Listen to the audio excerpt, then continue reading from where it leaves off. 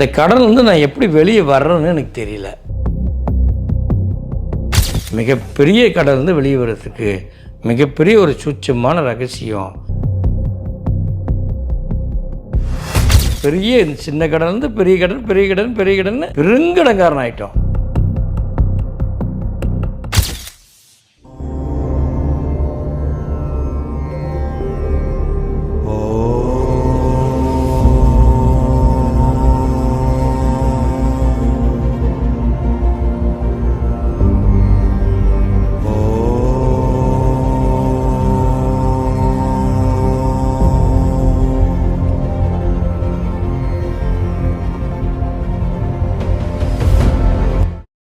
குருஜி, நான் தெரியாத காலத்தில் இதான் நிறைய பணம் சம்பாதிக்கலான்னு நான் பணத்தை நிறைய வாங்கி கடனை பண்ணிட்டேன்.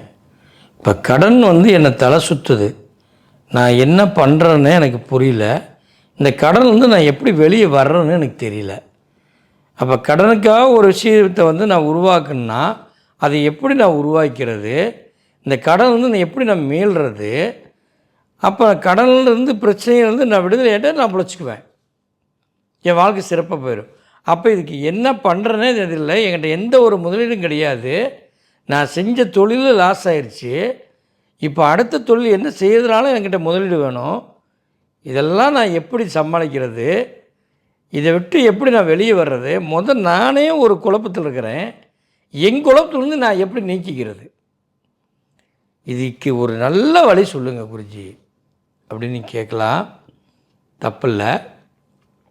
முதல்ல உங்களுடைய ஆசை தான் இந்த கடனை முதல்ல உங்களை அதிகப்படுத்துது. அந்த ஆசை எதுன்னா ஆடம்பர வாழ்க்கைன்னு சொல்கிறது. இந்த ஆடம்பர வாழ்க்கையை நம்ம அனுபவிக்கணுங்கிற ஒரே விஷயத்துக்காக பணம் தேவை. அப்போ அந்த பணம் தேவைன்னு நம்ம பணம் நிறைய சம்பாதிக்கணுன்ட்டு நம்ம ஆரம்பிக்கும்போது நமக்குள்ள ஒரு ஒழுங்கு இல்லை.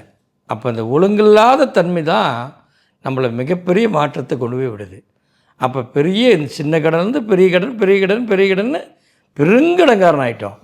இப்போ நான் இதிலேருந்து எப்படி மீள்றேன்னே எனக்கு தெரியல, எதுலேருந்து நான் வர்றதுன்னே எனக்கு புரியல அப்படிங்கிற உங்களுக்குள்ளே ஒரு ஆழமான விஷயம் இருக்குது. அதை நீங்கள் புரிஞ்சுக்கணும்னா நீங்கள் முதல்ல ஒன்று செய்யணும். உங்கள் மனசை முதல்ல அடக்கணும். இந்த மனசில் எந்த ஒரு விதமான விஷயம் இருக்கக்கூடாது. அப்போ தான் உங்களுக்குள்ளே புரியும். நீங்கன்னா அந்த உங்களுக்குள்ளே இருக்கிற அந்த நாணம் உருவாகும். என்ன பண்ணலாம், அதை எப்படி நடத்தலாம் அப்படின்னு தெரிஞ்சிக்க முடியும். அது எப்படி தெரிஞ்சிக்க முடியும்னா, இந்த இயற்கையோட இந்த பஞ்சபூதத்தோடு நாம் இருக்கிறோம். அப்போ இயற்கைக்கு மாறில்லாமல் அதோடு இணைஞ்சிருந்து நமக்குள்ளே புரிஞ்சிட்டோம் அப்படின்னா மிகப்பெரிய ஒரு பிரச்சனையிலிருந்து வெளியே வந்துடுவோம். அது நமக்கு இயற்கையை நம்ம கொடுத்துரும். அதுதான் இயற்கைன்னு சொல்லுவாங்க. அந்த இயற்கைக்கு அப்படி ஒரு சக்தி உண்டு.